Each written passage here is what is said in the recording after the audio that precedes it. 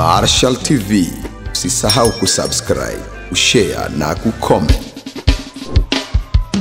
Pia bonyeza alama ya kengele ili kupata update zetu kila siku. Winga hatari wa timu ya FC Barcelona na timu ya taifa ya Uhispania Lamine Yamal yupo kingoni kusaini mkataba mpya utakaombakisha klabuni hapo mpaka Juni mwaka wa 2031, ambapo atakuwa na motisha ya ongezeko la mshahara na bonus ikiwa nyota huyo atatoa tuzo ya Ballon d'Or. Mkataba huo una kipengele cha kuachiwa release clause kwa dola bilioni 1.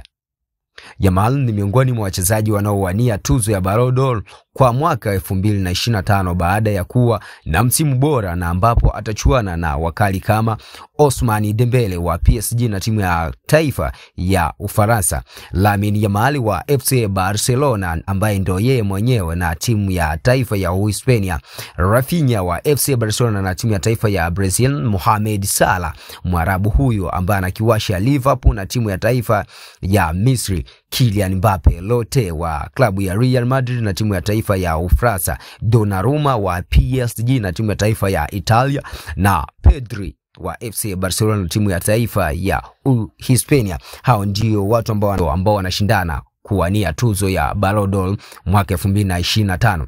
Mapema mwezi huu rais wa klabu hiyo Joan Laporta alisema kinda huyo anahitaji kuachiwa uangalifu mkubwa na klabu hiyo na kueleza kwamba mshahara wa nyota huyo utatakiwa kuendana na kiwango chake na sio umri wake. Una maoni gani kuhusiana na mshambuliaji huyo kutoka nchini Uhispania ambaye pia anawania tuzo ya Ballon d'Or?